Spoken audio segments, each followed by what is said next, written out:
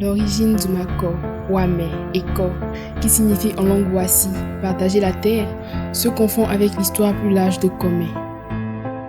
Au XVIIe siècle, le chef Wassi Togbe Agala fuit les conflits successoraux du royaume de Kandé dans l'actuel Togo et trouve refuge ici.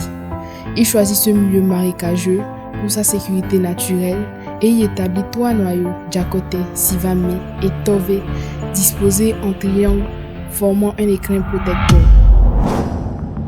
Au cœur du village, l'espace n'est pas un hasard. Il est le reflet d'un ordre invisible, tissé par la coutume et la mémoire. Les maisons, rectangulaires et en terre, s'alignent par groupes, réunies autour d'une divinité protectrice. Au centre, un arbre veille, symbole d'unité, d'ombre et de vie. Ainsi se forme la famille, puis celui des familles alliées, ainsi de suite, jusqu'à l'ensemble dessine le village tout entier. Les voies qui serpentent entre les concessions ne sont pas de simples passages. Ce sont des chemins tracés par la vie quotidienne, dominés par la marche à pied, suivis du vélo et enfin de la moto. Mais le temps lui avance. Les mutations progressives ont permis à la voiture de s'introduire dans les zones périphériques du noyau ancien. De nouvelles formes de construction s'imposent et l'harmonie première se fragilise. L'espace coutumier, jadis équilibré, porte désormais des cicatrices d'une modernité mal maîtrisée. À Oumako, construire a toujours été une réponse immédiate aux besoins d'habiter avec les moyens du moment. Les typologies traditionnelles, souvent rectangulaires, reposent sur des murs épais en terre battue qui régulent la température intérieure. Les toitures, généralement à 2 versants et en paille ou chaume, assurent un écoulement rapide des eaux de pluie. Les portes s'ouvrent sur la cour centrale et une fenêtre éclaire chaque façade latérale.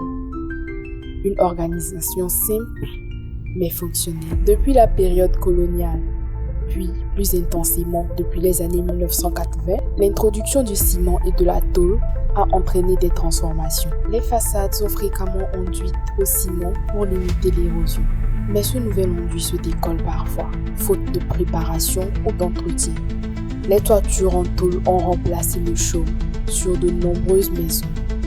Or, elles sont sujettes à la corrosion dans ce climat humide.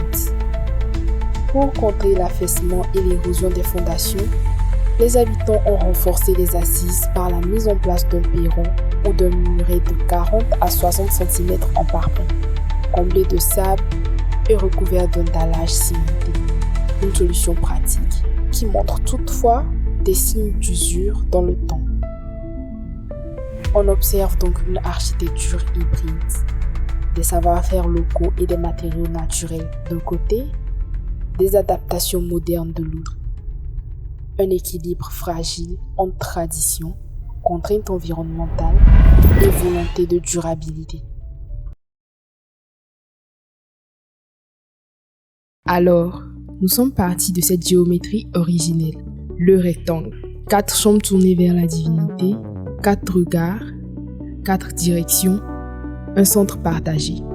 De cette intuition, quelque chose est apparu, comme une évidence. Une parcelle carrée, avec des bords qui s'arrondissent vers l'intérieur, comme si l'espace lui-même respirait. Une famille au centre, 4 autour encore.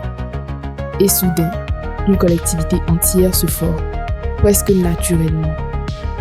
En partant d'une composition guidée par la symétrie, nous avons une collectivité à l'horizontale et une autre à la verticale.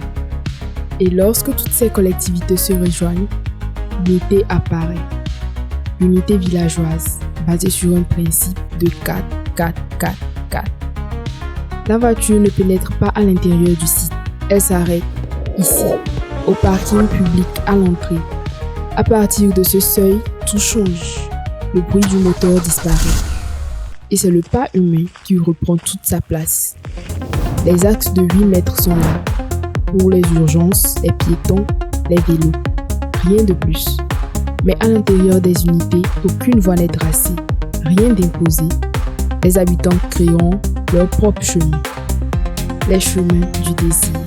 Pour organiser les fonctions essentielles du village, nous nous sommes tournés vers une philosophie rare, le bonheur intérieur brut, la santé, un espace dédié à l'équipement sanitaire, l'éducation, une zone pour les infrastructures scolaires, le niveau de vie, un marché vivant pour relancer l'économie locale et la cohésion sociale. Un espace public dédié aux jeux traditionnels comme ceux pratiqués après les récoltes. Jusqu'à l'ensemble dessine le village tout entier.